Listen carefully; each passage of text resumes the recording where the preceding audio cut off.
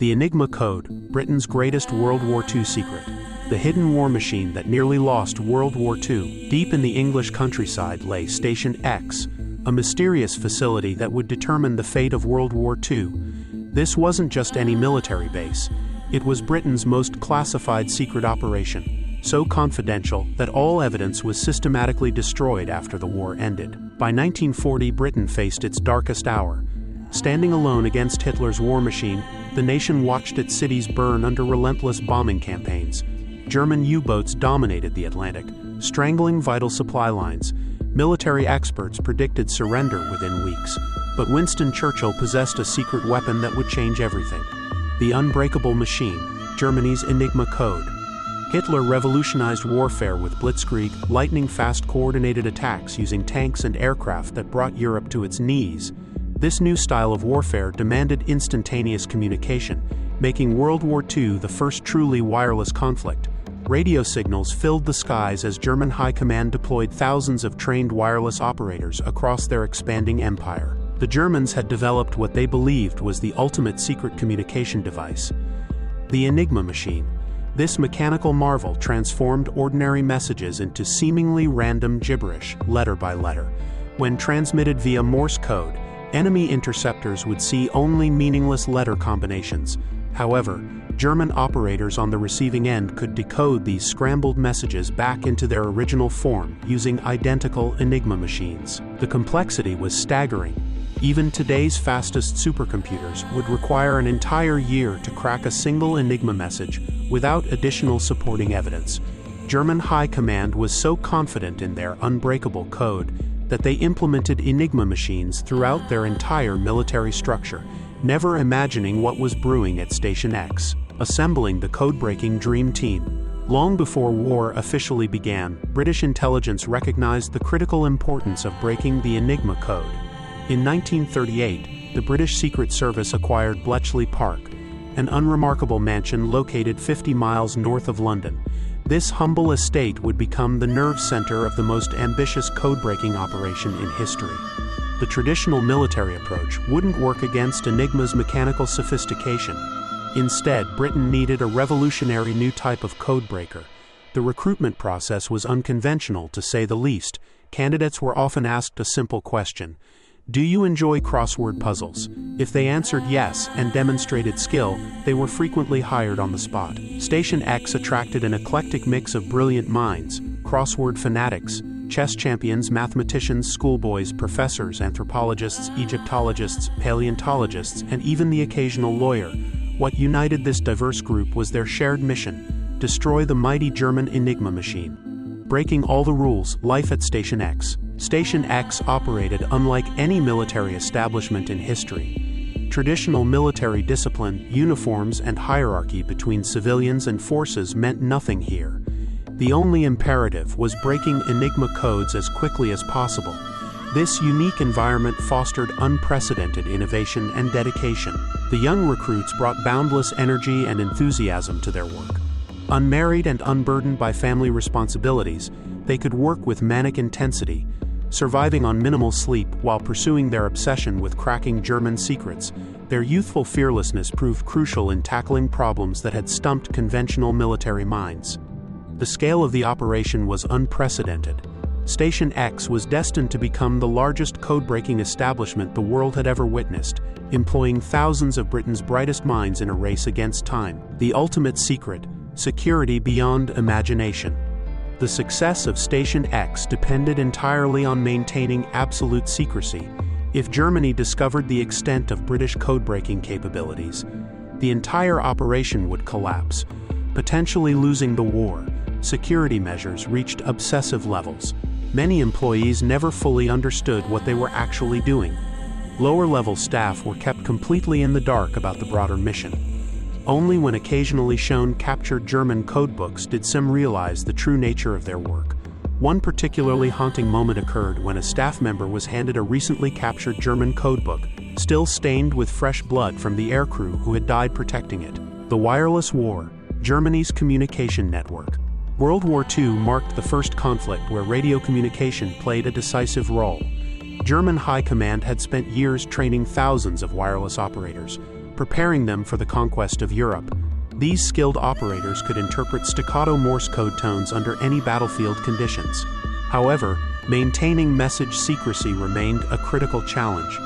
Traditional codes could be broken with enough time and effort, but the Enigma machine represented a quantum leap in encryption technology.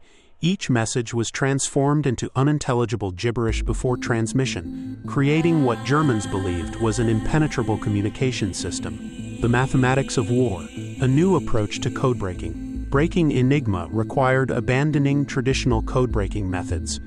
The machine's mechanical complexity demanded mathematical precision rather than linguistic intuition. Britain enlisted the country's most brilliant mathematicians, recognizing that this new technology required an entirely new approach to code analysis. These mathematical minds brought fresh perspectives to codebreaking, developing innovative techniques that would revolutionize intelligence gathering. Their work at Station X would ultimately give the Allies unprecedented access to German military secrets, changing the course of the war. The untold story, how young minds saved the world. For 30 years after the war ended, the story of Station X remained classified. The remarkable achievement of these young, untrained codebreakers, who had never seen a code before joining the operation, stayed hidden from public knowledge. Their success in unraveling the Enigma machine represented one of the most extraordinary accomplishments in military history. Never before had one side in a conflict gained such extensive knowledge of enemy secrets.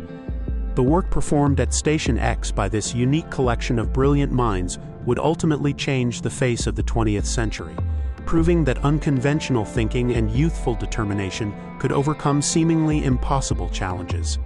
The mechanical marvel inside the Enigma machine. The Enigma machine represented cutting-edge 1940s technology, and German confidence in its security was entirely justified. The device could scramble messages in astronomical numbers of different combinations, specifically 150 million possible configurations for any single message. This mind-boggling complexity convinced German high command that their communications were absolutely impenetrable. When a German operator pressed a typewriter key, the Enigma would illuminate a completely different letter. An electrical current traveled from the pressed key through a sophisticated series of rotating wheels called rotors. Each keystroke caused a rotor to turn, fundamentally changing the internal wiring and producing different letter combinations with every input. Originally developed as a commercial product in the 1920s and even patented in London, the Enigma found its first customers among German banks and railway companies. However, the German military quickly recognized its wartime potential and adapted the technology for military communications. The daily ritual, setting up the unbreakable code. Every day, German operators in the field received classified instructions detailing how to configure their Enigma machines. This daily setup process involved 3 critical adjustments that had to match perfectly between sender and receiver. First, operators had to select specific rotors and arrange them in the correct sequence. These rotors contained the Enigma's central secret, complex internal cross-wiring, that created a maze of electrical connections. This intricate wiring pattern changed with every single letter entered, generating the machine's incredible complexity. Second, operators adjusted the ring of letters surrounding each rotor, providing 26 different combinations per wheel. This added another layer of encryption difficulty for potential codebreakers. Third, and most significantly, operators used the plugboard, what Germans considered their killer cryptographic feature. Using daily secret instructions, operators could connect any typewriter key to any letter using electrical cables. With 26 sockets available, this system created approximately 1.5 million possible letter combinations on the plugboard alone. The impossible challenge. Station X faces reality. Station X faced an overwhelming disadvantage. They had never actually seen an Enigma machine. All they possessed were intercepted groups of seemingly random letters and unlimited patience. During the war's early months, the new recruits made virtually no progress against the German cipher. The fundamental challenge was unprecedented in code-breaking history. Unlike previous cipher systems where partial solutions provided clues toward complete answers, the Enigma was absolute. You either possessed the exact key or you had nothing. There was no concept of being close to a solution, no gradual progress toward understanding. Without knowing the machine's precise configuration, Station X couldn't even begin developing breaking methods. The Enigma represented a quantum leap in cryptographic security that demanded entirely new approaches to intelligence gathering. The spy who changed history, Hans Thilo Schmidt. The breakthrough that would eventually crack the Enigma began 9 years before the war with a German army clerk named Hans Thilo Schmidt. In 1931, Schmidt recognized an opportunity to profit from his access to classified documents and sold stolen Enigma materials to the French Secret Service. The French showed these documents to their own cryptographers but received little interest. War seemed distant, and mechanical encryption appeared too complex. The materials were then offered to the British, who politely declined. British cryptographers remained skeptical of mechanical code-making, and Germany didn't yet appear as a significant threat. Finally, the stolen documents reached Poland. With Germany's growing aggression threatening their borders, the Polish response was dramatically different. They immediately recognized the material's value and struck a deal with the spy. Polish genius, the first Enigma breakthrough. 3 brilliant young Polish mathematicians, Zagalski, Retke, and Reiki, began working on the stolen Enigma documents. They quickly realized their primary challenge, discovering how Germans had wired the Enigma's keyboard to the first rotor. The number of possible wiring combinations was astronomical. Any typewriter key could connect to any letter on the rotor. However, if the Poles could determine this specific wiring pattern, they would make enormous progress toward breaking the entire system. Roski experienced a flash of inspiration. What if the Germans had chosen the simplest possible solution, just using alphabetical order A, B, C, D around the rotor? Despite the millions of possible scrambling combinations available, perhaps they had selected the most obvious option. In desperation, Roski tested this theory. Remarkably, it worked perfectly. Suddenly, he had unlocked the internal connections of the entire German military's communication system. The Forest Meeting, Poland's secret gift to Britain. Just before Germany's invasion of Poland, the Germans introduced additional complications to the Enigma system, and the Poles could no longer decode any messages.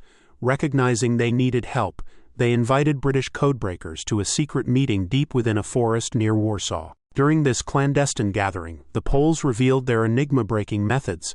The British delegation was absolutely astonished. Dildy Knox, a key British team member, immediately asked about the keyboard-to-rotor mapping. When Roski replied, "ABCD," Knox exclaimed, "Oh God, we never thought of that. It's too obvious. Why didn't we think of that?" Within weeks of this crucial meeting, Poland was invaded and World War II began. However, the recent German modifications to the Enigma meant that even with Polish information, Station X remained largely in the dark about current German communications. The global network, Britain's listening posts. As German message traffic increased dramatically, Station X's codebreakers began seeing possibilities for achieving the impossible. Their starting point was the messages themselves, intercepted by a worldwide network of listening stations, one of the British Empire's final great achievements. These facilities, known as Y stations, stretched from Scotland to Singapore. Wherever German forces operated, British operators were listening. During periods of intense military activity, the communication wires hummed constantly with Morse code transmissions as German forces coordinated across the globe. Thousands of operators worked around the clock, writing down seemingly meaningless but vital letter groups.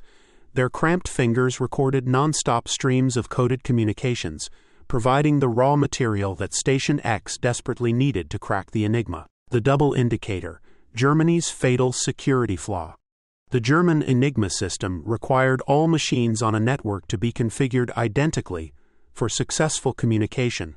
However, the Germans added one final security layer that would ultimately doom their entire system. If enemies captured the daily instruction sheets, they could potentially read all messages. So each individual message required its own secret rotor setting chosen by the operator. The process began with operators turning rotors to 3 randomly chosen letters, which were transmitted in plain text via Morse code so the receiving operator could align his machine accordingly. Then came the critical vulnerability. Operators needed to communicate the actual message settings to the receiver without revealing them to interceptors. German engineers decided to use the Enigma machine itself to conceal these message settings. the operator would encode a second group of 3 letters as the secret message setting. For example, if the operator chose SWJ, when keyed into the machine, the lamps would illuminate ITV. Fearing radio transmission unreliability, the Germans made a catastrophic decision. They required operators to key in the message setting twice. So the procedure became key in SWJ SWJ and record all 6 illuminated lamps. This repetition created the crucial weakness that Station X would exploit. The cryptographer's dream, finding patterns in chaos.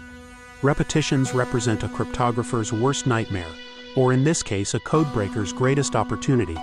By encoding identical letters twice, the Germans unknowingly provided Station X with their first substantial clue about rotor configurations. Soon a second clue emerged from careful observation at Station X. The codebreakers noticed a strange mechanical quirk. In approximately 1 out of 8 intercepted messages, the Enigma was converting one of the message setting letters into the same coded letter twice. This repetition should never have occurred in a truly random system. The mistake of transmitting message settings twice was revealing a fundamental flaw in the machine itself. Although designed to produce random coded letters, certain situations made the Enigma far less random than German engineers had hoped. No purely deterministic machine can generate truly random sequences. It's mathematically impossible. Females and Jeffrey sheets, the breakthrough tools. Station X dubbed these repeated letters females, a term that would become legendary in codebreaking history. Only a limited number of rotor configurations could produce these telltale females. If codebreakers systematically worked through these possibilities, they could determine that day's settings. The breakthrough came through massive cards called Jeffrey sheets, named after their creator. These specialized cards featured holes punched through alphabetical grids representing wheel positions capable of producing females. By overlaying multiple sheets, Station X could hunt through wheel positions to reconstruct daily Enigma configurations. The Jeffrey sheets were printed on cartridge-weight paper, becoming dog-eared through constant use. Each sheet contained 2 alphabets arranged perpendicularly, creating a grid system that transformed codebreaking into an elaborate crossword puzzle. When the pieces aligned correctly, the triumph was indescribable. There's nothing quite like witnessing a codebreak. The addiction of codebreaking, living for the break. The work at Station X became intensely addictive for its dedicated staff. People were reluctant to leave at shift's end, often pleading, "Move over, let me sit down and get on with it." The intellectual challenge gripped them completely. On one memorable occasion, a codebreaker arrived for the evening shift at 4 p.m., but became so absorbed in a particularly challenging message that he worked straight through until breakfast the next morning. The compulsion to complete the puzzle overrode all physical needs. Sleep, food, and comfort became secondary to the intellectual satisfaction of breaking the code. This obsessive dedication would prove crucial as the war intensified and the stakes grew higher.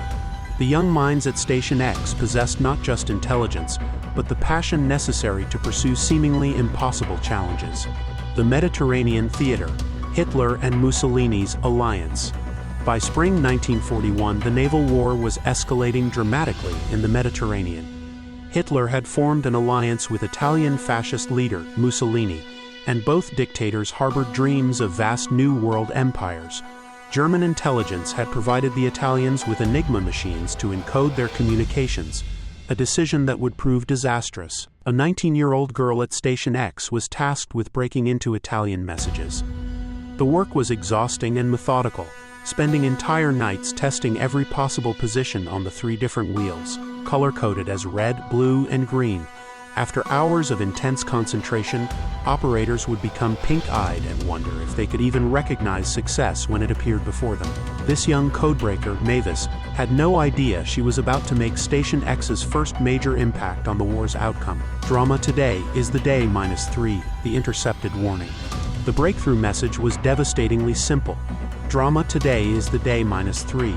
Nothing else, just that cryptic phrase. But Station X immediately understood its significance. The Italian Navy was planning a major operation in exactly 3 days. Why the Italians felt compelled to broadcast such obvious intelligence remains a mystery, but their communication provided the British with unprecedented advance warning. The British Mediterranean Fleet, based in Alexandria, Egypt, under Admiral Andrew Cunningham's command, was about to receive intelligence that would transform them into heroes. Then came an even more remarkable intercept. A massive message containing complete battle orders detailing how many cruisers and submarines would participate, along with precise timing and positioning information. The Italians had essentially spelled out their entire battle plan in advance. The midnight run, Mavis's heroic dash. At 11 p.m., during a torrential rainstorm, Mavis made a desperate dash through the countryside to deliver the decoded message to Italian intelligence specialists who would transmit it to Admiral Cunningham in Egypt. Within hours, this crucial intelligence was racing toward the British fleet in Alexandria. The Italian fleet was gathering off Cape Matapon on the Greek coast, preparing to attack a British convoy. However, Alexandria was notorious for harboring enemy spies, creating a critical problem for Cunningham. How could he act on this intelligence without revealing that British codebreakers had penetrated Italian communications? The solution required elaborate deception that would make the enemy believe everything was perfectly normal. The golf game Deception, Cunningham's masterful ruse. Admiral Cunningham embarked on an elaborate theatrical performance to fool enemy spies. He wanted his adversaries to believe that all was quiet and that he suspected nothing about the impending Italian attack. Cunningham's deception exceeded even Sir Francis Drake's famous pre-Armada bowling game. The Admiral publicly played golf and pretended to be planning a relaxing weekend retreat. Cunningham was a crafty strategist who successfully convinced enemy agents that he was socially engaged in recreational activities. When he went to the Alexandria Club to play golf, that information was undoubtedly in Italian intelligence files within 5 minutes. But under cover of darkness, Cunningham secretly slipped back aboard his flagship and led the British fleet out to sea, heading directly to the precise coordinates where the Italians were gathering. The deception worked perfectly. The Battle of Matapon, Station X's first victory. Cunningham caught the Italian fleet completely off guard. That night, the Italians lost nearly 3,000 men, the cream of their navy, in what became known as the Battle of Matapon. This represented the first major victory for Station X in the war, and the young codebreakers were absolutely delighted with their contribution. The British Mediterranean fleet's preparation for this engagement proved to be the greatest naval battle fought in the war thus far. The Battle of Matapon provided definitive proof that Britain remained the unchallenged ruler of Mediterranean waters. After the victory, the Navy received all public credit, while Station X remained completely secret.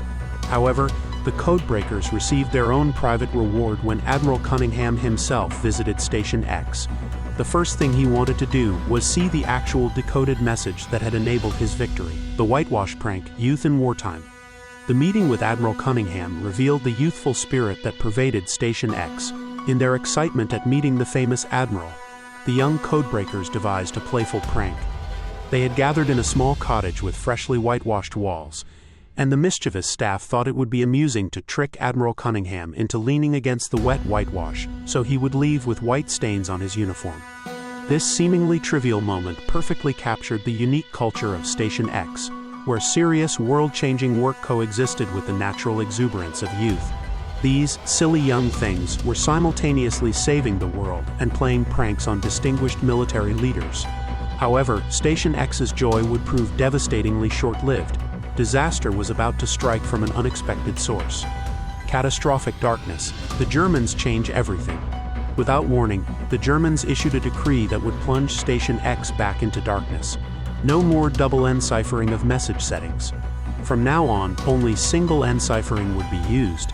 This seemingly minor administrative change created an absolute catastrophe for British code-breaking operations. Suddenly, the Geoffrey sheets became completely useless. All the painstaking work, all the brilliant deductions, all the hard-won victories, everything collapsed overnight. Station X had been thrown back to square one, and darkness fell across their operations just as Hitler prepared his most devastating attacks on Britain. The timing couldn't have been worse. Hitler was determined to grind Britain into submission through the Blitz, relentless bombing attacks on major cities that became part of everyday life for millions of British civilians. The Blitz, a war of blood and nerves. The Blitz transformed Britain into a battlefield where ordinary citizens faced nightly terror. German bombers, including the feared Heinkel aircraft, struck every day and night, killing thousands in London and other major cities. The psychological impact was immense. This was a war of blood and nerves designed to break British morale. At Station X, the feeling was intensely personal. As one codebreaker remembered, "The only good German is a dead one," we felt very strongly. They bombed us every day, every night with Heinkels and Dorniers. They killed a lot of people in London and in the cities. You couldn't have any pity for the Germans under those circumstances. Despite the devastation, British cities demonstrated remarkable resilience. The triumph of civilian life continuing over the worst that fire and bomb could accomplish became a symbol of national determination. Churchill's last hope, the race against time. During these darkest days of the war, Station X represented Churchill's one glimmer of hope. Access to enemy secrets could make the difference between victory and defeat. But the codebreakers were working around the clock under enormous pressure to break back into the Enigma. Station X had been reorganized into specialized huts to attack different parts of the German war machine. Hut 6 was concentrating specifically on the Air Force Enigma, and ironically, it was the technologically advanced Luftwaffe that proved most vulnerable to codebreaking. The German Air Force had a high regard for itself as the new military elite, but they were hopeless at security. Their arrogance and overconfidence made them ripe for breaking. For months, Station X had been intercepting secret messages between German airfields and Berlin headquarters, without understanding a single word. Now they had to find a way in, and quickly, because Hitler was preparing to invade Britain. The Haravel tip, "Human error saves Britain." John Haravel turned his analytical mind toward the human element of Enigma operations. German operators followed set procedures to prepare their machines for daily messages, with rotor settings and ring configurations being absolutely vital. If secret instructions weren't followed exactly, the entire system's security would be compromised. Haravel discovered that operators were making a fatal mistake that became known as the Haravel tip. After setting up their cipher machines, operators should always spin the rotors to randomize positions. However, Haravel realized that operators under pressure or simply being lazy often failed to perform this crucial step. The breakthrough came from understanding human nature. When operators had to send 3 random letters via Morse code to synchronize machines, lazy or stressed operators would sometimes transmit the actual secret ring position settings uncoded. This human failing created the vulnerability that Station X desperately needed. Breaking the Luftwaffe, cracking the red. Instructions were immediately sent to Y stations intercepting German messages to pay particular attention to each day's first messages. That's when the Haravel tip would reveal itself. Hut 6 studied opening letter groups as fast as they arrived, looking for signs that the tip had worked. Sometimes operators made only half-hearted attempts to spin rotors, so LWZ might become LYB, just a click or two away from the original setting. As more letter groups were analyzed, codebreakers began seeing clusters that revealed the original secret settings. The Haravel tip was working. Not just one operator, but many had made similar mistakes. At last, Luftwaffe Red was broken. The codebreakers could now provide the RAF with vital details about Luftwaffe organization and planning, even if they didn't always know exact timing or locations. Reading the enemy's mind, intelligence gold. The intelligence wasn't delivered on a silver platter. There were no messages saying, "We are going to do the following great things in the next 6 months," signed Hitler. Instead, codebreakers had to piece together fragments and deduce meanings from seemingly random information. One breakthrough came from an intercept consisting entirely of random figures. Someone wondered if they might be map coordinates, and they turned out to be airfield locations.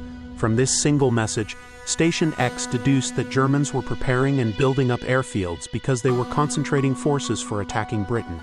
Hut 6 broke the Air Force Enigma every day until the war's end, and soon they discovered additional operator mistakes that could be exploited for intelligence gathering. The human factor, why humans can't be random. Every Morse code message could be intercepted, so Germans needed a way to transmit settings that only Enigma operators could decipher. They thought they had found the perfect solution. Use the Enigma itself to disguise the setting. Operators were told to think up 3 random letters for initial rotor settings. Then think up 3 more letters and type them into the Enigma as the key for that particular message.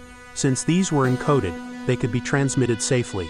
On the surface, it appeared foolproof. However, the weakness lay in leaving letter selection to supposedly random human choice.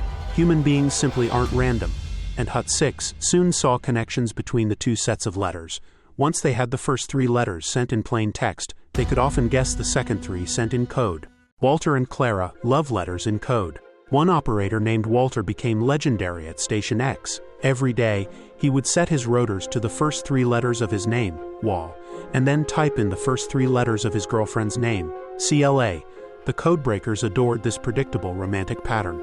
Another wonderful example involved an operator whose outside indicator was Tom. Codebreakers initially thought it would be Tom repeated, but it turned out to be Tom Mix, the American cowboy actor from the 1920s. Apparently, Tom Mix had a following in Germany that Station X hadn't anticipated. The letter H was almost invariably followed by Ler. Even Hitler was helping to break the Enigma. Despite being given manuals with exact instructions, the myth that Enigma was completely unbreakable was buried deep in the German psyche, making operators careless with their key selections. Dirty words and German morality. In the heat of battle, operators would input profanity, making one codebreaker claim to be the world expert on dirty German words. The most memorable message came from German High Command reprimanding field intelligence for using inappropriate language, asking, did they not know that young girls were having to decode them? The young female codebreaker at Bletchley was devastated that Germans had discovered her involvement, but it was touching to think Germans had enough consideration to worry about exposing young women to crude language in their encrypted communications. The Naval Enigma Challenge, life or death in the Atlantic. By 1941, Britain was losing the war. Despite Station X's success with the Luftwaffe, they had made no progress with the German Navy's Enigma, and the Navy was now the critical problem. German U-boats were wreaking havoc in the Battle of the Atlantic, and every sunk merchant ship deprived Britain of essential survival supplies. Slow-moving convoys of up to 60 merchant ships regularly crossed the Atlantic carrying American supplies essential to the British war effort. Although protected by escorts, these convoys remained easy targets for German U-boats. Admiral Karl Donitz had been entrusted with destroying Britain's lifeline. He realized early that he could defeat the Allies by starving England if he could break the North Atlantic route, preventing food, fuel, troops, and munitions from reaching Britain. He could win the war with U-boats alone, and he nearly succeeded. Wolfpacks, the U-boat terror. Donitz built giant fortified U-boat pens on the French coast, from which his submarines could strike into the Atlantic. To counter British convoy protection, Donitz organized his U-boats into wolf packs, groups of 30 boats or more that would lie in wait for slow-moving convoys. The German U-boat commanders were extremely crafty.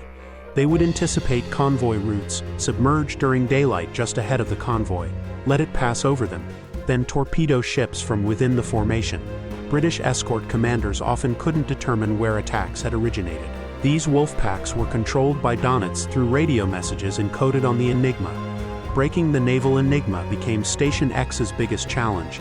If they failed, the Battle of the Atlantic and the entire war could be lost. Alan Turing, the right genius at the right time. Alan Turing was uniquely qualified for this challenge. He was a genuine genius, and there's a fundamental difference between very intelligent people and true geniuses. With intelligent people, you might think, I could have had that idea. But with Turing, he constantly surprised everyone with the originality of his thinking. Turing had become a Cambridge professor at only 23, and his work on intelligent machines was years ahead of his time. Station X suited both his genius and his eccentricity perfectly. He had unusual manners, disliked wearing ties, always looked untidy, but enjoyed cycling around the countryside. During hay fever season, he would cycle wearing a gas mask, completely unconcerned about his appearance. He was extremely shy around women, and would shrink back as if threatened when offered something as simple as a cup of tea. He walked to the canteen in a curious sideways motion with his head down, but despite his quirks, everyone at Station X thought he was absolutely wonderful. The Naval Enigma, Turing's ultimate challenge. In an attic room at Bletchley Park, Turing began unraveling the secrets of U-boat messages with only scrambled letters as his starting point. Incredibly, through pure analytical genius, he discovered exactly how the Germans were hiding their key message settings. Unlike the Luftwaffe, the German Navy was leaving nothing to chance. Instead of letting operators choose 3 letters randomly for message settings, they had to get them from a book. With practically no information available, Turing identified how Navy operators selected their keys from a daily list. This represented Turing's most challenging puzzle yet. breaking into a system that had eliminated human randomness and replaced it with systematic book-based key selection.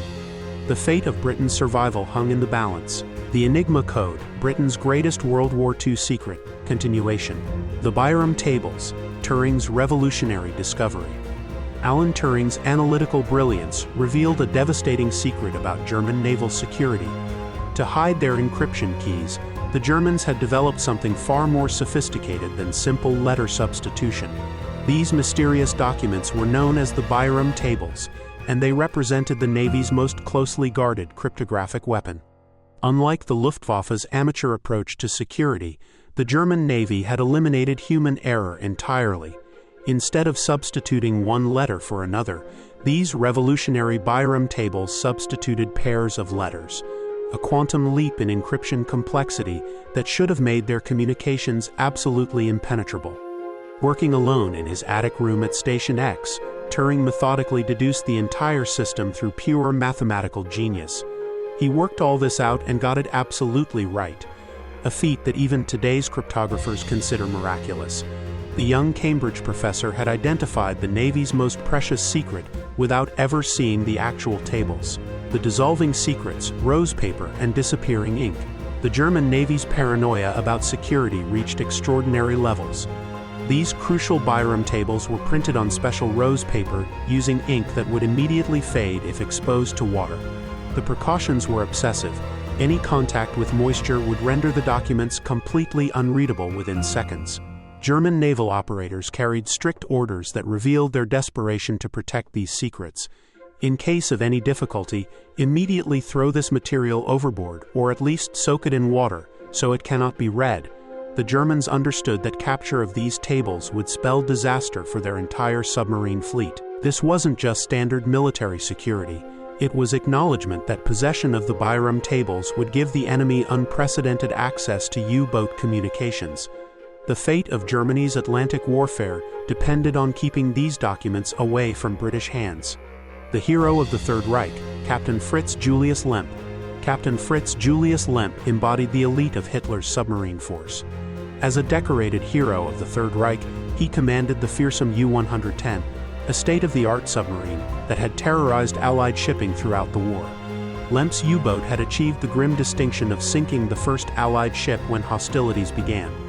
In May 1941, Captain Lemp embarked on what destiny had decreed would be his final mission. The veteran commander had survived countless Atlantic patrols, but this voyage would end differently. Neither Lemp nor his crew realized they were about to hand Britain the key to Germany's most vital military secret. The U-110 represented everything advanced about German submarine technology, and Lemp was among the most experienced commanders in Donitz's Wolfpack fleet. What was about to unfold would change the course of the entire war. The young officer's moment, Sub-Lieutenant David Balmet. David Balmet had just turned 20 years old when fate placed him at the center of one of World War II's most crucial moments. Serving as a sub-lieutenant aboard HMS Bulldog, this young officer was about to make a discovery that would save countless Allied lives and potentially determine the war's outcome. Balmet was on escort duty, protecting the 50 merchant ships in convoy OB 318 as they made their perilous journey from Liverpool bound for America. The Atlantic crossing had become a nightmare of constant vigilance. German U-boats lurked beneath the waves, waiting to strike at Britain's lifeline. We were south of Iceland, and we knew we were being shadowed, Balmet recalled. You get reports back from the Admiralty about being shadowed by U-boats, and we always knew we'd be attacked in this area. The tension was unbearable. Every sailor knew that death could come from beneath the waves at any moment. The Wolfpack strikes terror from below. The attack came with terrifying suddenness. 2 ships were torpedoed one after another, Balmet remembered. It was obvious where the attack had come from. The convoy scattered in panic as massive merchant vessels disappeared beneath the dark Atlantic waters, taking their precious cargo and crews to the bottom. The corvette Abriatia immediately responded with a devastating counterattack. They made a very accurate attack on the U-boat, Balmet noted. They must have got the depth charges at just the right depth. The precisely timed underwater explosions created a moment that would change history. This was the kind of engagement that every escort commander dreamed of, a chance to strike back at the invisible enemy that had been terrorizing Allied shipping for months. The The miraculous surface, a U-boat's fatal mistake. What happened next defied every expectation of submarine warfare. The depth charges had achieved the impossible.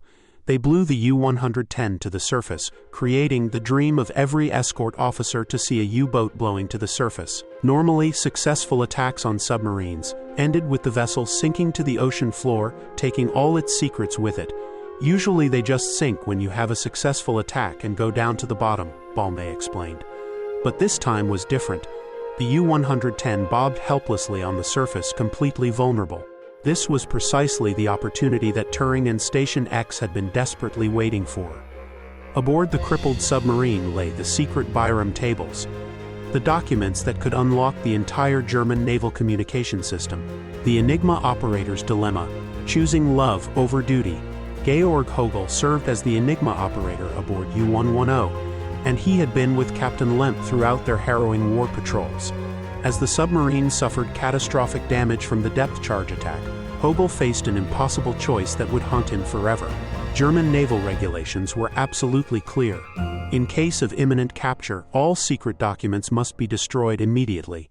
The Byram tables represented Germany's most valuable military secret, and their capture would doom the entire U-boat fleet. Hogel knew his duty.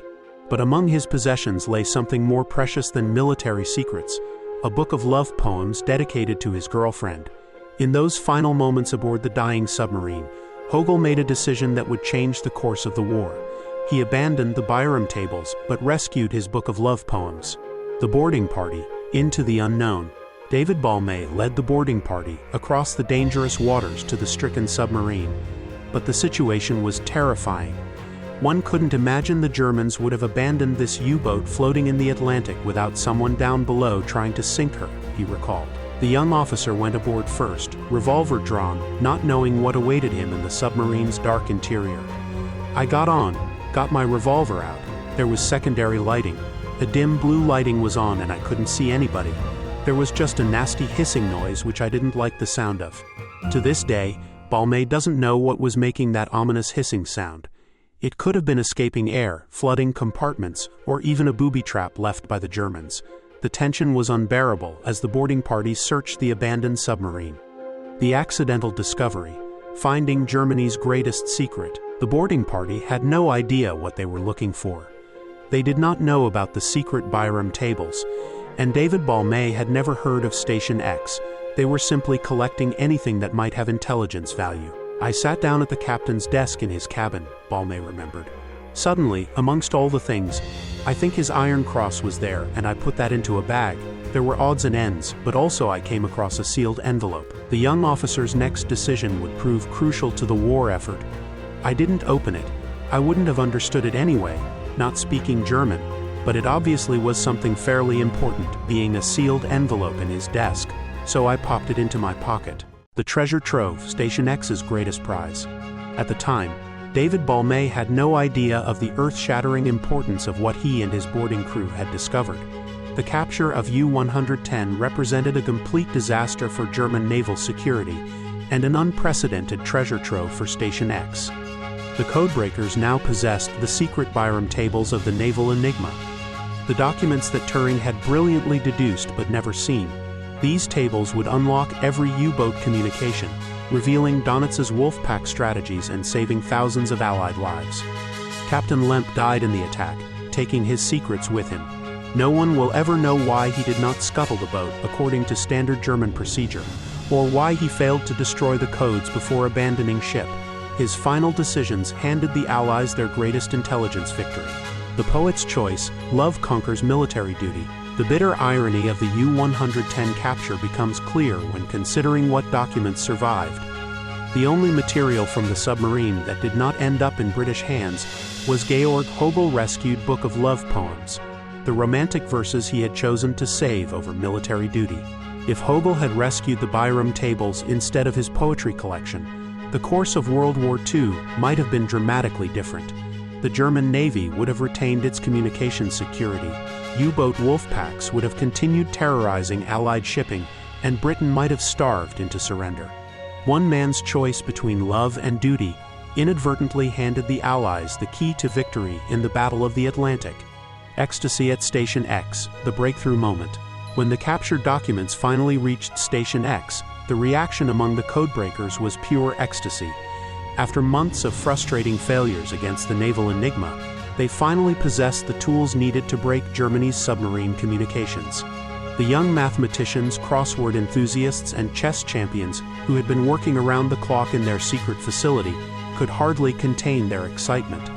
The Byram tables represented the missing piece of an incredibly complex puzzle that had consumed their every waking hour. Now, at last, they could begin to break the naval Enigma and turn the tide of the war. The Battle of the Atlantic was about to shift dramatically in Britain's favor, and the heroes of Station X were ready to prove that brilliant minds could triumph over seemingly impossible odds. The King's recognition, the most important event of the war at sea. King George VI himself declared the capture of U-110 the most important event of the war at sea so far. The royal recognition underscored the monumental significance of what David Balmain and his boarding party had accomplished. They had handed Britain the key to German naval communications. The prize were the Byram tables, and they were magnificent. However, the documents had suffered some water damage during the chaotic boarding process. Although some of them had got a bit wet and we had to dry them, recalled one codebreaker. The irony was perfect. The Germans had designed these tables to dissolve in water, but the slight dampness hadn't destroyed them completely. Geoffrey Tandy, having previously worked at the Natural History Museum, possessed the expertise needed to preserve these crucial documents. He had access to proper drying paper, which he brought down by the load. We had to dry those and clean them up and distribute them as necessary. The fate of the Battle of the Atlantic now depended on museum conservation techniques. The first victory, Convoy HX-133 saved. The results were almost immediate and absolutely spectacular. On June 23, 1941, Station X decoded a U-boat message that would save an entire convoy from destruction. Convoy HX-133 was heading for England, laden with desperately needed supplies that could mean the difference between British survival and starvation. The decoded intercepts revealed that a wolf pack of 10 U-boats was lying in wait, perfectly positioned to devastate the approaching merchant ships. Armed with this unprecedented intelligence, the Admiralty could set up a counterattack that would turn the hunters into the hunted. The ensuing battle lasted 5 grueling days, but the outcome was a triumph for British naval intelligence. 2 of the U-boats were sunk, and the convoy arrived safely in British ports. Station X had officially joined the Battle of the Atlantic, and their first intervention had saved countless lives and precious cargo. Britain's darkest hour, alone against the Nazi Empire. Despite this victory, Britain remained in a desperately precarious position. Germany had systematically conquered Europe, bringing an entire continent to its knees. Military analysts predicted that British defeat was only weeks away, and the relentless bombing campaigns were grinding civilian morale to the breaking point. The decoded messages from the Enigma were gradually revealing the full extent of Hitler's megalomaniacal plans for world domination. But no one at Station X anticipated the horrifying discoveries that were about to emerge from the intercepted communications. Britain stood alone against the Nazi war machine, with only the brilliant minds at Station X standing between Churchill and complete defeat. The pressure on the codebreakers was becoming unbearable. They weren't just solving puzzles anymore. They were fighting for civilization itself. The unthinkable horror, decoding the Holocaust.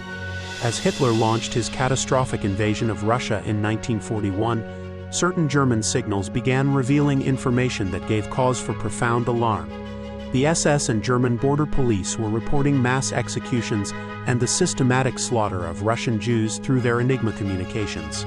This was part of what history now knows as the Holocaust, but at the time, no one could anticipate the full scale of the genocide that was unfolding. The clinical, bureaucratic language of the decoded messages made the horror even more chilling. These weren't emotional outbursts, but methodical reports of industrial-scale murder. When Churchill saw these decodes, he was so outraged that he wanted the entire country to share his horror.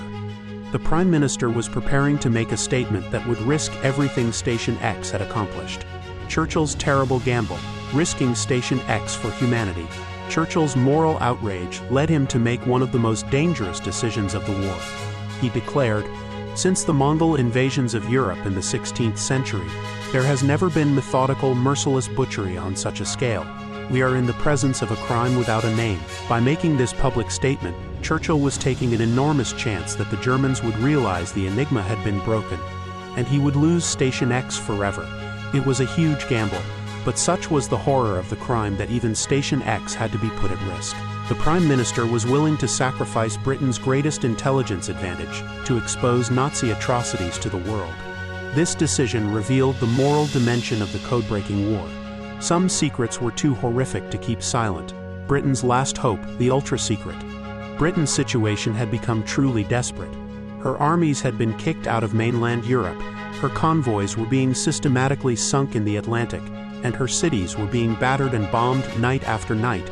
The nation was hanging by a thread, with invasion seeming inevitable. Britain's one secret weapon was the intelligence flowing from Station X. This information was given the highest security rating of all. Top Secret Ultra. The codebreakers had become Churchill's most valuable military asset, more important than any army or navy. The contrast between German and British attitudes toward intelligence was stark and revealing. The Germans didn't attach much importance to intelligence at the beginning. "You don't if you're winning," observed one codebreaker. They attached importance to the blitzkrieg and winning the war quickly. "We attached great importance to intelligence because we had our backs to the wall and we had nothing else that we could rely on." The Enigma's fatal flaw, strength becomes weakness. Step by step, the Enigma was surrendering more and more of its secrets to the British codebreakers. Strangely enough, it was the machine's greatest strength that also turned out to be its most exploitable weakness. When an operator typed a message on the Enigma, the machine would replace every letter with a different one. But crucially, the letter typed in would never come out as the same letter in the code. This was designed as a security feature, but the Germans didn't realize they were opening another door for Station X. The codebreakers soon worked out that if the coded letter could never be the real letter, they could use this fundamental rule to start unraveling entire messages. What seemed like unbreakable security had become a mathematical weakness that brilliant minds could exploit. The power of routine, German phrases become British weapons. As the intercepts were analyzed day after day, it became clear that the Germans were using set phrases repeatedly. Military bureaucracy had settled into predictable patterns, and it was soon possible to predict which messages contained particular phrases. Station X called these predictable phrases cribs, and they became the foundation of systematic codebreaking. "I remember neater Englander down with the English," recalled one codebreaker. And of course, Heil Hitler was enormously valuable. You should never inculcate in your military the tendency to have exactly the same phrase opening every statement of a great victory.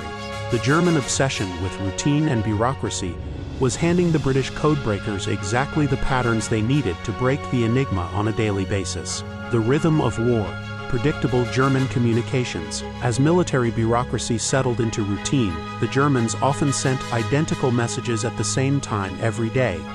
One particular message became legendary at Station X, not for its military importance, but for its usefulness as a morale booster. There was one remarkable one which we used to use sometimes to cheer us up as a sort of college yell because it had such a wonderful rhythm, remembered a codebreaker. It went as follows: "Nichts an Flieger, nichts gesichert, ges Oberst," and you could imagine 6 or 7 adults who have nothing better to do on the night shift reciting this and feeling a lot better afterwards. This message appeared 2 or 3 times in some cases, and it was militarily pointless. All this said was, "You cannot fly from this place. No sighting has taken place, signed off whatever."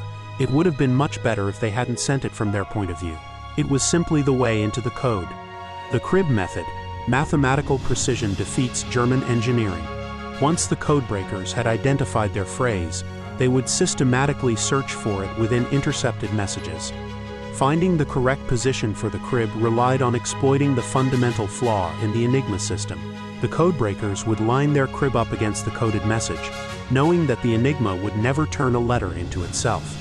If any pairs of letters matched, the phrase must be in the wrong position. They would slide the crib along the message until they found a point where none of the letters were the same. This systematic approach could reveal where the phrase was located, and given that head start, Station X could work out the Enigma settings for the next 24 hours. The mechanical precision of the German system had become its greatest vulnerability. Gardening, creating intelligence through deception. The codebreakers became so skilled that they began creating their own cribs through elaborate deception operations. They would ask the RAF to drop mines in a specific stretch of sea, knowing that the Germans would immediately send a message giving a grid reference for the mines. Station X knew the grid reference CF97 would be spelled out in the coded German message, so they used Caesar Fritz Nun 7 as the crib to find the Enigma key. This ingenious technique was called gardening, planting intelligence opportunities that would bloom into code-breaking success. By now, the codebreakers were not just learning about the Enigma, but mastering the entire system of war communication. They were rewriting the rules of the intelligence war, and their innovations would soon be tested in the burning deserts of North Africa. The mechanical miracle, advanced code-breaking technology. The sophisticated mechanical systems used to process cribs and cipher text at Station X represented the most advanced and complex computational processes ever developed in human history.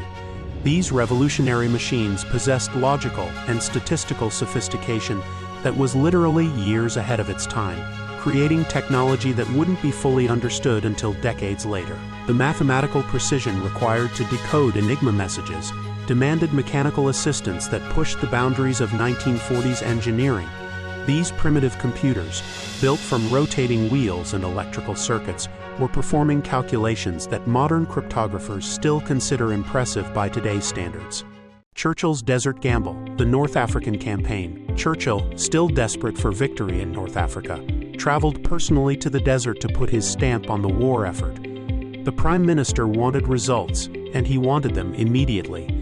The political pressure was enormous. Britain needed a decisive victory to maintain morale and justify the massive resources being devoted to Station X. Out went the old generals, and in came fresh military leadership. Lieutenant General Bernard Montgomery became the new 8th Army commander, tasked with the seemingly impossible mission of defeating Rommel's legendary Afrika Korps.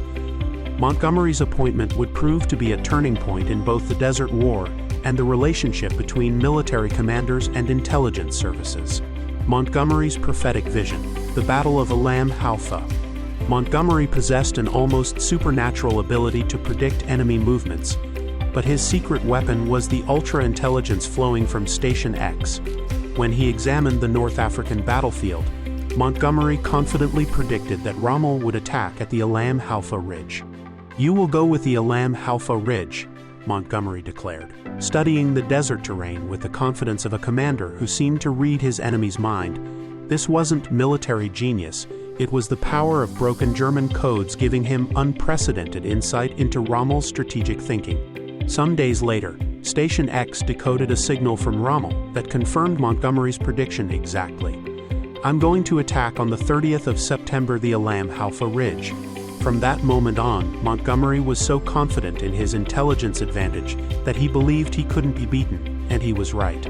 The intelligence revolution, warfare's new dimension. Montgomery had discovered something unprecedented in military history: the ability to read his enemy's mind through intercepted communications.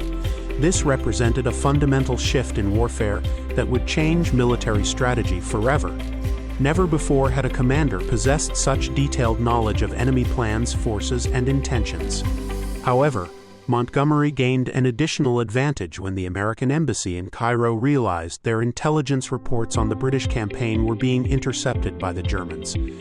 They immediately changed their diplomatic codes, cutting off Rommel's access to Allied planning. Montgomery, however, continued receiving ultra-intelligence from Station X, creating a massive information asymmetry. Soon the German forces were under enormous pressure, but Station X was beginning to develop serious reservations about Montgomery's use of their intelligence. The arrogance of genius, Station X versus Montgomery. The brilliant codebreakers at Station X felt that Montgomery didn't trust the intelligence information that Bletchley Park was providing. This created tension between the mathematicians and the military commander that would have lasting consequences for the war effort. We believed in our own arrogant way that we were probably providing a service to the military that no other military had ever had in the history of warfare, recalled one Station X veteran.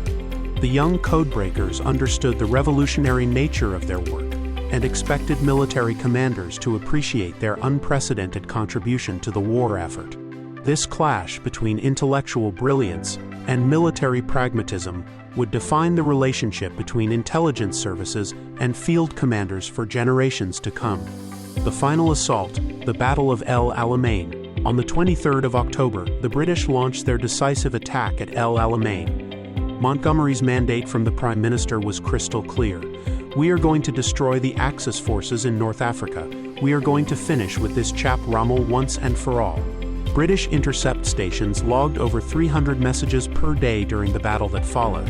Station X knew Rommel's plans, his forces, and his losses in real time. This was the intelligence war that Montgomery had promised to fight, and Station X was providing the information that would allow him to deliver on that promise. The codebreakers watched the battle unfold through decoded German communications, witnessing Rommel's desperation as his forces crumbled under Montgomery's superior intelligence. Rommel's desperate plea, the end of the Afrika Korps.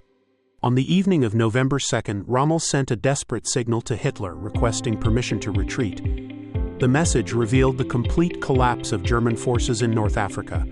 El Alamein was marvelous because you had these desperate messages from Rommel saying, "Panzer Army is exhausted. We have enough petrol for 50 kilometers. Ammunition is contemptible, and we have between 11 and 17 operational tanks in the whole of Panzer Army Africa." Hitler's reply the next day was characteristically fanatical, ordering Rommel not to yield a step, either victory or death. Montgomery read both messages within hours, giving him complete insight into the German leadership's psychological state and strategic desperation. The Great Escape, Montgomery's missed opportunity. At El Alamein, Montgomery's superior forces crushed Rommel's army. But when Hut III learned that Montgomery had allowed Rommel and the remnants of his force to escape, they were absolutely furious. This represented one of the greatest missed opportunities in military history. "We told Monty over and over again how few tanks Rommel had got. So Monty could have wiped Rommel off the face of the earth," complained a Station X codebreaker. "Why he didn't do so, why he didn't wipe him off the face of the earth, I simply do not know. Nobody else knows why the Hut III information was not used." The frustration at Station X was palpable. They had provided Montgomery with every conceivable piece of information about Rommel's forces. The exact number of operational tanks, which was crucial in desert warfare. In desert warfare, no tanks means you're finished. But somehow Montgomery had failed to capitalize on this intelligence advantage. Victory in the desert, the turning point. Despite the missed opportunity, the BBC announced the victory to the world. This is the BBC Home and Forces program. Here's some excellent news which has come during the past hour from GHQ Cairo. The Axis forces in the Western Desert, after 12 days and nights of ceaseless attacks by our land and air forces, are now in full retreat. The psychological impact was enormous. As one observer noted, somehow war seems the natural state of affairs, and peace, when it comes, will take a hell of a lot of getting used to. The victory at El Alamein marked the beginning of the end for German forces in North Africa and proved the decisive value of Station X's intelligence. America enters the war. New allies, new challenges. In December 1941, America entered the war to Churchill's great relief. After Pearl Harbor, Britain and America were at last official allies. But this new relationship would bring both opportunities and complications for Station X. Churchill and Roosevelt understood that the secrets of the Enigma were vital to Allied success. Code-breaking became a major priority, and Station X was ordered to be completely open to the Americans. However, as the war moved into 1942 and more messages from Station X were being sent to Washington, the new relationship was about to face its first real test. The sharing of ultra-intelligence represented an unprecedented level of cooperation between Allied intelligence services. But it also created new vulnerabilities and tensions. The Battle of the Atlantic Crisis, America's desperate need. The Allies knew that to defeat Hitler, the Battle of the Atlantic had to be won at all costs. The decoded U-boat messages were being sent every day to both British and American navies, creating a vital lifeline for Allied shipping. If Admiral Donitz ever realized that his messages were being read, all would be lost. American merchant vessels were being sunk at an alarming rate, and the United States desperately needed the intelligence advantage that Station X provided. The partnership between British codebreakers and American naval forces was becoming essential for survival in the Atlantic War. Black February, the code goes dark. On February 1, 1942, Hut-8 began receiving U-boat intercepts that gave them cause for serious alarm. Donitz had changed the U-boat code, and Station X could no longer read the messages. Their allies, the Americans, were not pleased with this development.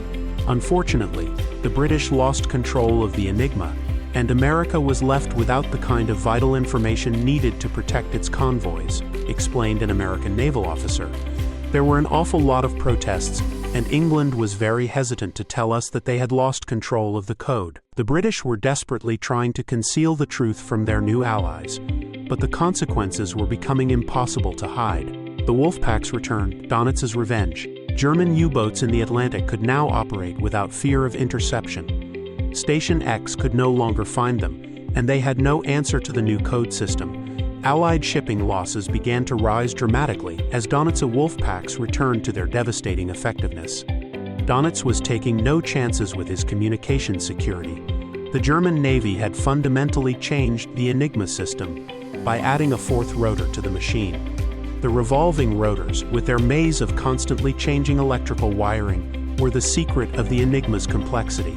Introducing a fourth rotor increased the odds against breaking the code dramatically, creating a cryptographic challenge that seemed impossible to overcome. The Shark code, Station X's greatest challenge. Station X christened the new four-rotor code Shark, and it represented their greatest challenge since the beginning of the war. After 6 months without any breakthrough, the Americans were getting increasingly restless about the lack of intelligence. The mathematical complexity of the four-rotor system was staggering. Every additional rotor multiplied the possible combinations exponentially, creating a cryptographic mountain that seemed impossible to climb. The young codebreakers who had conquered the three-rotor system now faced their ultimate test. The alliance in crisis, America's ultimatum. The situation reached a breaking point by mid-1942, when the Americans declared that no matter what, they would go their own way and develop their own independent capability against German submarine codes. The partnership between Britain and America was becoming increasingly strained. It became quite touchy as to whether or not the two sides would cooperate, recalled an intelligence officer. The Americans were losing ships and lives while waiting for British codebreakers to solve their shark problem, and their patience was running out. The future of the Anglo-American intelligence partnership hung in the balance, and with it, the fate of the Battle of the Atlantic. The mechanical marvel, advanced code-breaking technology. The sophisticated mechanical systems used to process cribs and cipher text at Station X represented the most advanced and complex computational processes ever developed in human history. These revolutionary machines possessed logical and statistical sophistication that was literally years ahead of its time, creating technology that wouldn't be fully understood until decades later. The mathematical precision required to decode Enigma messages demanded mechanical assistance that pushed the boundaries of 1940s engineering. These primitive computers, built from rotating wheels and electrical circuits, were performing calculations that modern cryptographers still consider impressive by today's standards. Churchill's Desert Gamble, the North African Campaign. Churchill, still desperate for victory in North Africa, traveled personally to the desert to put his stamp on the war effort. The Prime Minister wanted results, and he wanted them immediately. The political pressure was enormous. Britain needed a decisive victory to maintain morale and justify the massive resources being devoted to Station X. Out went the old generals, and in came fresh military leadership. Lieutenant General Bernard Montgomery became the new 8th Army commander, tasked with the seemingly impossible mission of defeating Rommel's legendary Afrika Korps. Montgomery's appointment would prove to be a turning point in both the Desert War and the relationship between military commanders and intelligence services. Montgomery's prophetic vision, the Battle of Alam Halfa. Montgomery possessed an almost supernatural ability to predict enemy movements, but his secret weapon was the ultra-intelligence flowing from Station X. When he examined the North African battlefield, Montgomery confidently predicted that Rommel would attack at the Alam Halfa Ridge. "You will go with the Alam Halfa Ridge," Montgomery declared, studying the desert terrain with the confidence of a commander who seemed to read his enemy's mind. This wasn't military genius, it was the power of broken German codes giving him unprecedented insight into Rommel's strategic thinking. Some days later, Station X decoded a signal from Rommel that confirmed Montgomery's prediction exactly. "I'm going to attack on the 30th of September the Alam Halfa Ridge." From that moment on, Montgomery was so confident in his intelligence advantage that he believed he couldn't be beaten, and he was right. The intelligence revolution, warfare's new dimension. Montgomery had discovered something unprecedented in military history: the ability to read his enemy's mind through intercepted communications. This represented a fundamental shift in warfare that would change military strategy forever. Never before had a commander possessed such detailed knowledge of enemy plans, forces, and intentions. However, Montgomery gained an additional advantage when the American embassy in Cairo realized their intelligence reports on the British campaign were being intercepted by the Germans. They immediately changed their diplomatic codes, cutting off Rommel's access to Allied planning. Montgomery, however, continued receiving ultra-intelligence from Station X, creating a massive information asymmetry. Soon the German forces were under enormous pressure, but Station X was beginning to develop serious reservations about Montgomery's use of their intelligence. The arrogance of genius, Station X versus Montgomery. The brilliant codebreakers at Station X felt that Montgomery didn't trust the intelligence information that Bletchley Park was providing. This created tension between the mathematicians and the military commander that would have lasting consequences for the war effort. We believed in our own arrogant way that we were probably providing a service to the military that no other military had ever had in the history of warfare, recalled one Station X veteran. The young codebreakers understood the revolutionary nature of their work and expected military commanders to appreciate their unprecedented contribution to the war effort. This clash between intellectual brilliance and military pragmatism would define the relationship between intelligence services and field commanders for generations to come. The final assault, the Battle of El Alamein. On the 23rd of October, the British launched their decisive attack at El Alamein. Montgomery's mandate from the Prime Minister was crystal clear. "We are going to destroy the Axis forces in North Africa. We are going to finish with this chap Rommel once and for all." British intercept stations logged over 300 messages per day during the battle that followed. Station X knew Rommel's plans, his forces, and his losses in real time. This was the intelligence war that Montgomery had promised to fight, and Station X was providing the information that would allow him to deliver on that promise. The codebreakers watched the battle unfold through decoded German communications, witnessing Rommel's desperation as his forces crumbled under Montgomery's superior intelligence advantage. Mechanical miracles, cracking Enigma with machines ahead of their time. The method by which Station X processed cribs and ciphertext was nothing short of revolutionary. These were not just machines, they were the most sophisticated systems of their era, performing calculations with a level of logical and statistical depth that the world had never seen before. These mechanical marvels functioned decades ahead of their time, essentially acting as early computers in a world still ruled by typewriters. The brilliance of their design remains unmatched in the history of wartime codebreaking. Churchill takes control, a gamble in the desert. Still facing mounting pressure to secure a victory in North Africa, Prime Minister Winston Churchill personally traveled to the front lines to take charge. He was determined to turn the tide, and fast. The old commanders were dismissed, and in came new leadership. Lieutenant General Bernard Montgomery was appointed commander of the British 8th Army, tasked with the nearly impossible mission of defeating Rommel's legendary Afrika Korps. But Montgomery had a secret weapon: ultra-intelligence. Monty's vision, the Alam Halfa prophecy. Using decoded ultra-messages, Montgomery sensed Rommel was preparing for a major assault. But the question was, where? Monty studied the battlefield and confidently declared, "He will strike at Alam Halfa Ridge." Days later, confirmation arrived. Station X intercepted a message from Rommel stating he would attack the Alam Halfa Ridge on September 30th. It was exactly as Montgomery had predicted. From that moment on, Monty believed himself unstoppable, armed with knowledge his enemy didn't know he had. A sudden shift. The Americans go dark, the British stay lit. Around the same time, the American embassy in Cairo discovered that German forces were reading their intelligence reports. Alarmed, U.S. officials quickly changed their codes, effectively cutting Rommel off from critical Allied information. Suddenly, Rommel was blind to enemy strategy. Meanwhile, Montgomery continued receiving flawless Ultra updates from Station X. With this intelligence asymmetry, the German command structure began to unravel under mounting pressure. Cracks in trust, Station X doubts Montgomery. Despite giving him the edge, the codebreakers at Bletchley Park began to feel that Montgomery didn't fully trust or respect the ultra intelligence he was receiving. "In our own arrogant way," recalled one codebreaker, "we believed we were offering a military advantage never before seen in the history of warfare." The genius minds of Station X were proud of their contribution and frustrated that their insights weren't always valued as they believed they should be. The battle begins. Operation Lightfoot at El Alamein. On October 23, 1942, the British launched their long-awaited offensive at El Alamein. Churchill's orders were crystal clear: destroy the Axis forces in North Africa and bring an end to Rommel's campaign. As the operation unfolded, British intercept stations captured and decoded over 300 German messages each day. Every troop movement, supply issue, and strategic pivot was tracked in real time. Station X was not just observing history, they were directing it from behind the scenes. Desperation in the desert, Rommel's last plea.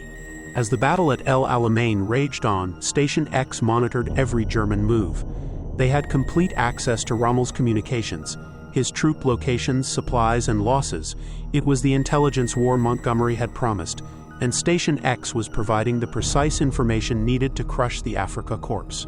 On the night of November 2nd, Rommel sent an urgent message to Hitler. The situation was hopeless. Panzer Army exhausted, only 50 kilometers worth of fuel, ammunition nearly worthless, and just 11 to 17 operational tanks remain. These were the last cries of a commander on the brink of collapse. Hitler's fanatical reply: victory or death. The next day, Hitler responded with chilling fanaticism: no retreat, victory or death. But it was already too late. Montgomery had read both messages within hours of transmission. He had full visibility into the crumbling German situation. Rommel was finished, and the Allies had the upper hand in both intelligence and firepower. At El Alamein, British forces struck with overwhelming strength. Rommel's army was crushed, but just when total victory seemed certain, a puzzling decision followed. The escape, a missed opportunity. Despite having all the intelligence needed to end the Afrika Korps once and for all, Montgomery allowed Rommel and the remnants of his force to escape. Hut 3, the intelligence section at Bletchley, was furious. They had warned Monty again and again how weak Rommel's tanks were. "We told him," one codebreaker said. "He could have wiped Rommel off the face of the earth. No one could explain why the crucial ultra information wasn't fully acted upon. In desert warfare, no tanks means you're finished," another lamented. "Rommel had as many tanks as could fit on a garden lawn, and still, he got away." BBC's announcement: Axis in retreat. On British radio, the BBC Home and Forces program shared the dramatic update with the world. "This is the BBC. We've just received excellent news from GHQ Cairo. After 12 days and nights of ceaseless attacks, Axis forces in the western desert are now in full retreat." For many, war had become a natural state of being. Peace, when it finally came, would feel alien. America joins the fight, a new alliance. After the attack on Pearl Harbor in December 1941, the United States officially joined the war. Churchill was relieved. Britain now had a powerful partner. The British and Americans became allies in both battle and intelligence. Codebreaking became a joint priority. Station X was ordered to fully cooperate with the U.S., and critical ultra-intelligence began flowing to Washington. But the honeymoon wouldn't last. Atlantic Lifeline, the battle to beat the U-boats. The Allies knew that winning the Battle of the Atlantic was essential. If German U-boats kept sinking merchant ships, Britain could starve. Every day, Station X decoded Enigma messages and relayed them to British and American navies. But if Admiral Donitz ever discovered that Enigma had been compromised, the entire intelligence advantage would collapse. Then, on February 1, 1942, the worst happened. The day the code went dark, Enigma changes. Hut 8 noticed troubling signs. The German Navy had changed its U-boat code. The familiar messages became unreadable.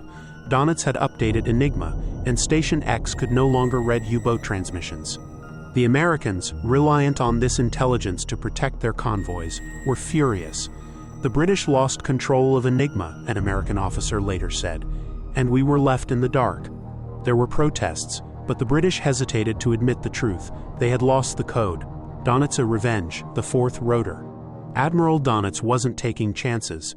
The Enigma machines aboard U-boats had been upgraded with a fourth rotor, drastically increasing encryption complexity. This fourth rotor turned the already labyrinthine wiring of Enigma into a cryptographic nightmare. The British had no immediate answer. They couldn't locate U-boats. Convoys began suffering heavy losses once more. Danza wolf packs returned to full lethality. The Shark code, Station X's ultimate test. Station X gave the new system a name, Shark. It was the most complex code they had ever encountered. For 6 agonizing months, no progress was made. Ultra went dark in the Atlantic. Supplies and lives were lost by the thousands. The Americans grew impatient. They needed answers, and fast. A divided alliance. U.S. declares independence. By mid-1942, American frustration boiled over. They announced they would build their own independent capability to break the new German naval code. Trust between the Allies began to erode. The partnership between Britain and America, once united by Enigma, now stood on a knife's edge. Whether or not the two nations would continue to share intelligence was no longer certain. The British-American rift, a power shift at Station X. Tensions between the Allies were reaching a boiling point. American codebreakers, frustrated by delays and silence, were threatening to take over. Station X risked becoming a spectator in its own war. The once central hub of intelligence faced the unthinkable, being sidelined by its own allies. To prevent a full takeover, the director of Station X flew to Washington.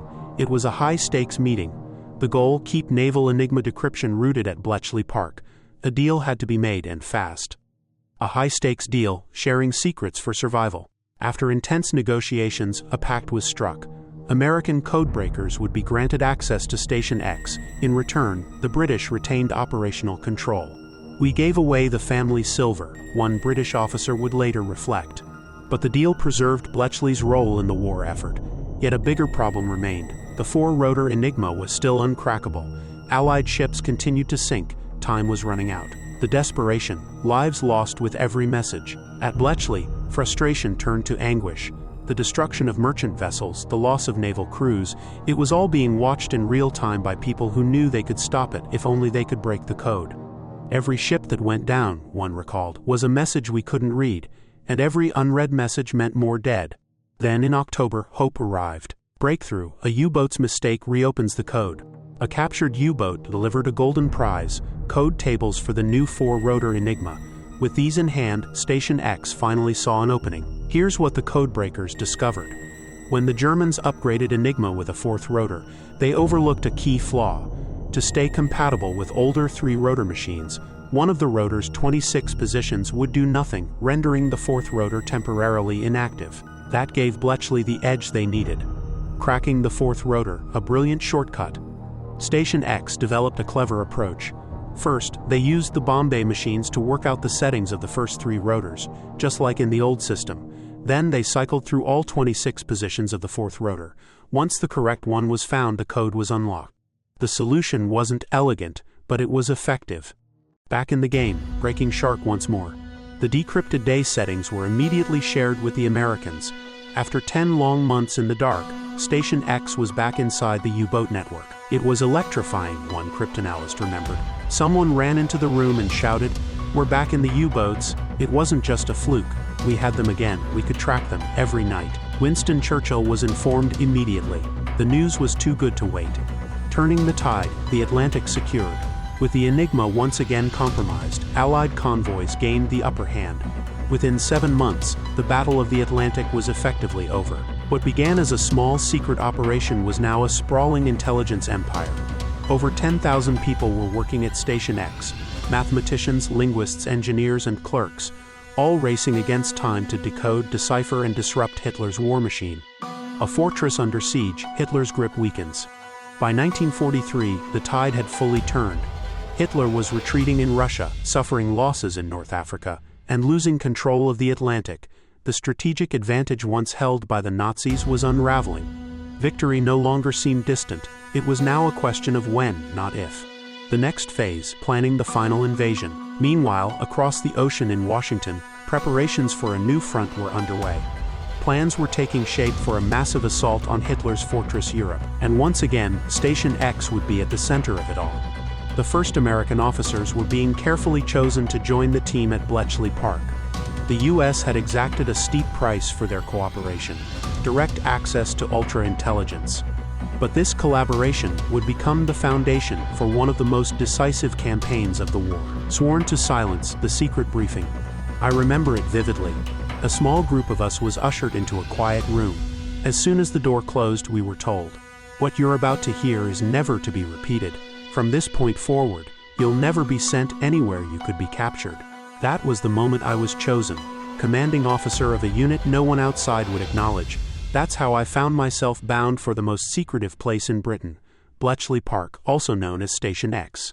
Pigeons, cover stories, and genius scores. The journey to England came wrapped in the most bizarre of cover stories. We were officially pigeon experts in radio signals. That was the alibi. Even when we got to our assigned US base, the officers there had never heard of Station X. Suspicious, they asked. "Did you men take the Army General Classification test?" Apparently, our scores were nowhere in the records, so they made us take it on the spot. There were 5 of us, we all agreed. A sergeant graded the tests and came rushing back, stunned. "Holy mackerel, you guys should be in intelligence." They had no idea how right they were. First impressions, England, myths and surprises. Until that moment, I don't think I had ever met an Englishman in my life. I had all the classic American stereotypes, cold, distant, no sense of humor. But when we arrived at Bletchley, we found exactly the opposite. The people were warm, generous, and funny, even when food was scarce. They shared meals with us when doing so was a genuine sacrifice. And then there were the characters, just enough eccentrics to keep things fun. Transatlantic culture shock, bacon, banter, and bonds. This was the first time I had real discussions about war and politics, and with Americans no less. At Bletchley, I tasted my first tomato juice, experienced real American coffee, and even sampled US bacon. In a strange way, America was introduced to me through Bletchley Park. Despite all odds, we Americans fit in seamlessly with life at Station X. The only real clash, the sports field. A friendly feud, the Rounders game. One sunny day, the Americans challenged the Brits to a game of Rounders, the old-school bat and ball game.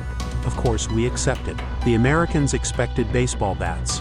"No," the Brits said, "we just use this broom handle." No complaints, we played. It was a brilliant day, everyone had fun. At the end, both sides were convinced they had won. Americans, "We're sorry we beat you." Brits, "We're sorry we beat you." Confusion ensued. Turns out we played by different rules. No one was sure who won, but everyone had a laugh. A new shadow, beyond Enigma. But beneath the surface fun, something darker was stirring. Station X had made a new discovery, one that shocked even its most seasoned cryptanalysts. The Germans were no longer relying solely on Enigma. They had developed a new cipher machine, far more advanced, shrouded in secrecy, and unlike anything the Allies had encountered before. We had no name for it, not yet, but by 1940, radio intercepts began hinting at its existence. Short, strange bursts of encrypted messages, undecipherable, unbreakable, and the Germans were guarding this technology like a crown jewel, a strange signal and a hidden threat. On the south coast of England, a group of local policemen had been assigned a strange task: listen for radio transmissions from German spies inside the UK. There were no such agents left, they'd all been captured, but the officers kept listening. Then, something unusual caught their ears. Bizarre radio signals, nothing like the usual Enigma traffic, began appearing. The recordings were sent immediately to Bletchley Park, Station X. A new cipher had entered the war. Hitler's new weapon, the Lorenz cipher. Hitler, obsessed with secrecy and speed, had demanded a more powerful encryption tool than the Enigma. His engineers delivered something far more advanced, a cipher machine connected to a teleprinter. The teleprinter itself wasn't secret.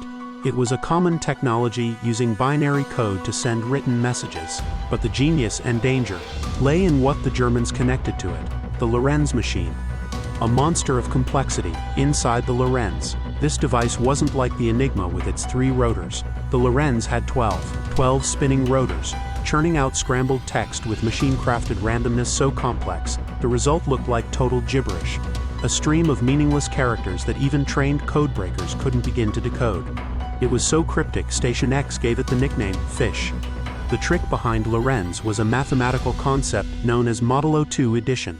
Here's how it worked. An operator typed a letter on a teleprinter. The machine added a random-seeming masking character. The disguised output was transmitted. On the other end, another Lorenz, set to the exact same configuration, reversed the process, revealing the original message. It was elegant, ingenious, diabolically secure, in theory. The fatal flaw: pseudo-random isn't random. Lorenz's encryption relied on adding a random letter stream to hide the real message, but the machine's randomness wasn't truly random. It was pseudo-random, machine-generated, and like all machines, it followed patterns. This would become Lorenz's downfall. The codebreakers at Bletchley Park began to pick up the scent. They recognized the teleprinter language, but couldn't figure out how to peel off the digital mask. That is, until one lazy German operator handed them the key, the slip that broke fish. On August 30th, 1941, a German operator was sending a massive message, nearly 4,000 characters long. When he finished, the receiving station sent back a note. "Didn't get that, please send again." And then, against all protocol, the operator did something catastrophic. He resent the message, using the same Lorenz settings. That single mistake gave Station X exactly what it needed: two versions of the same message, encoded with the same key. To the Germans, it was just a test transmission. To the Allies, it was the Rosetta Stone, a breakthrough born from blunder. With both encrypted versions in hand, Station X could finally begin analyzing the internal logic of the Lorenz cipher. Codebreakers could compare the two messages and start identifying the patterns in how the pseudo-random letters had been added. One of the cryptanalysts later described the thrill: getting those two overlapping texts out of one stream of gibberish. It was like finding buried treasure. These weren't just random signals. These were high command messages from Hitler's inner circle. What made the victory even more astounding: no one at Station X had ever seen a Lorenz machine, building the invisible, imitating Lorenz. From nothing but raw intercepts, the Bletchley team deduced exactly how the Lorenz operated: rotor speeds, logical structure, encoding method. They built their own replica, a functioning imitation of a machine they had only heard through radio waves. And because it was built specifically to process intercepted fish traffic, this British-made version was dubbed. Would you like me to continue with Chapter 123, where Colossus, the world's first programmable computer, is born, and the Allies begin intercepting Hitler's strategic communications in real time? Decoding with Tunny, the battle against time. Once the Lorenz cipher settings were identified, Station X could use a decryption tool called Tunny to convert the coded gibberish into plain German. But this was no easy task. Each message still required teams of codebreakers, often working in shifts to decipher just one intercept, a process that could take days or even weeks. By the time a message was cracked, it could already be useless on the battlefield. The mental toll of a cipher war. The work was relentless, frustrating, exhausting. One veteran described the emotional drain. You'd spend entire nights just staring at the numbers, running theories, trying combinations. And at the end, nothing, no breakthrough, just total mental fatigue. Your brain felt raw. This was the hidden war of logic, a quiet struggle behind every Allied victory. And time was always the enemy. But soon, everything would change. Enter Tommy Flowers, the man who built the future. In London, at the GPO research station in Dolly's Hill, a visionary telephone engineer was ready to take on the impossible. His name was Tommy Flowers. He believed he could build a machine, not just a faster tool, but a device that could think in logic, automate the code-breaking process, and solve problems faster than any human team. He wasn't just designing a decoder. He was building the first programmable computer in history: resistance and resolve. Flowers tried to pitch his radical idea to Bletchley Park, but most couldn't grasp it. "The technology I was proposing," he later said, "was known to only a handful of people in the entire world." But he didn't wait for approval. With his own initiative, Flowers began designing the machine from scratch in March 1943. His plan: a monster of a device with over 1,500 vacuum valves, 10 times more than any machine ever built before. Everyone else thought it was madness. But Flowers was sure, and he had one advantage: unlimited wartime priority.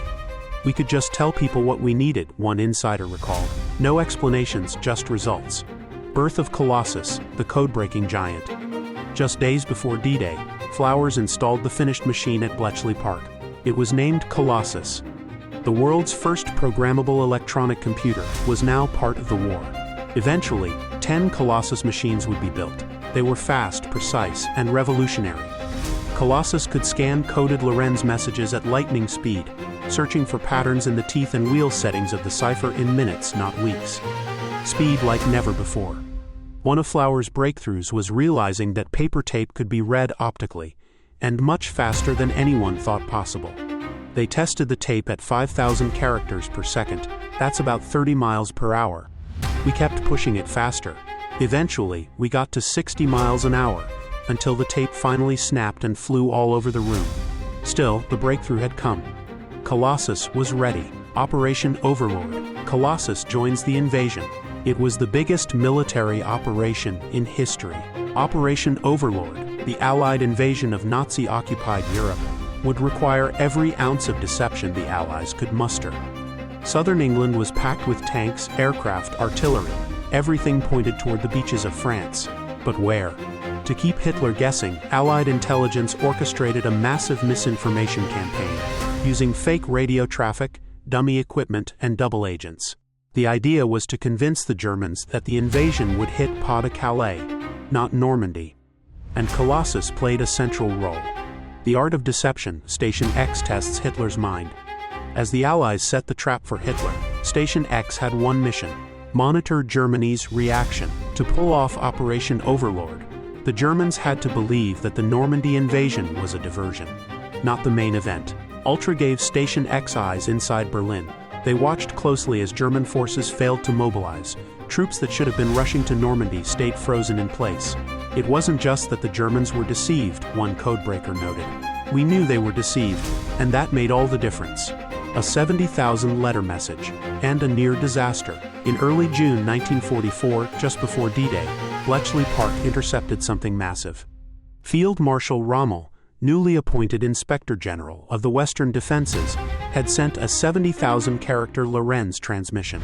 Once decoded, the message revealed the exact location of German divisions, artillery placements, and defenses across the Western Front. But buried in that intelligence was alarming news for the Americans. One of their planned airborne drops was aimed right on top of a German tank division. It would have been a massacre. Thanks to Station X, the plan was changed in time. The storm before the storm, a delayed invasion. By June 4th, Allied forces were on the move. The invasion was imminent. But then came a force even Station X couldn't predict: the weather. A violent storm swept across the English Channel. They came in and told us stand down, the invasion's postponed. The delay meant another 24 hours of waiting, tension, and decoding, while every soldier and codebreaker knew what was coming. D-Day begins, the sky goes black. On the night of June 5th, everything changed. We came out at 11 p.m. after dinner, and I heard a low hum, then louder. Within minutes, the sky was black with aircraft. Gliders and bombers flew overhead by the thousands. At 3 a.m., intercepted German radio traffic confirmed it. Paratroopers were dropping behind enemy lines. Station X had clear confirmation: the invasion had begun. The deception works, Hitler is fooled. Throughout June 6th, ultra-intercepts proved the Allied deception had been a stunning success. Hitler and his generals still believed the real invasion would hit Calais, not Normandy. As a result, over half of Germany's divisions stayed in the north, guarding against a phantom army that never existed. Bletchley Park's work had not just decoded Germany's secrets, it had shaped the battlefield. Life during the invasion, a hidden victory. While Europe erupted in fire and steel, life at Station X continued in its own peculiar rhythm.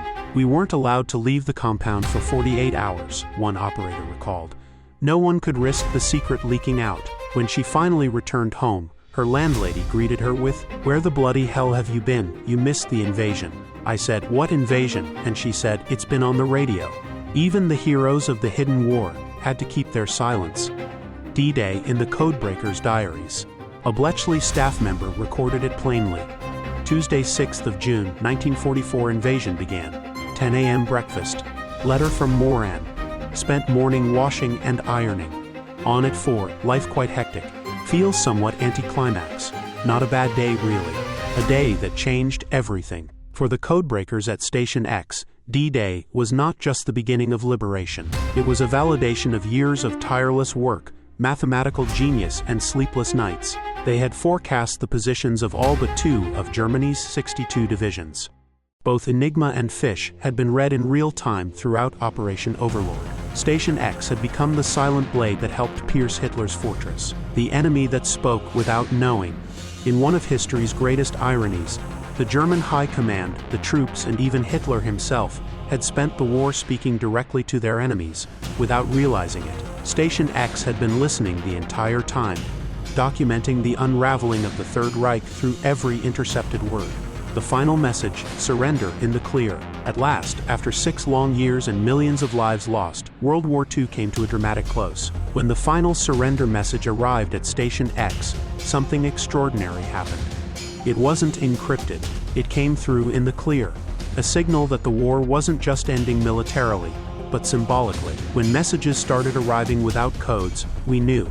The world of secrets was dissolving into history. Churchill's silent secret, the shadow after victory. While the world celebrated, Station X was never mentioned. Winston Churchill ordered its existence erased from memory. Why? Because the Enigma machines were still in use around the world, and Britain wanted to keep listening.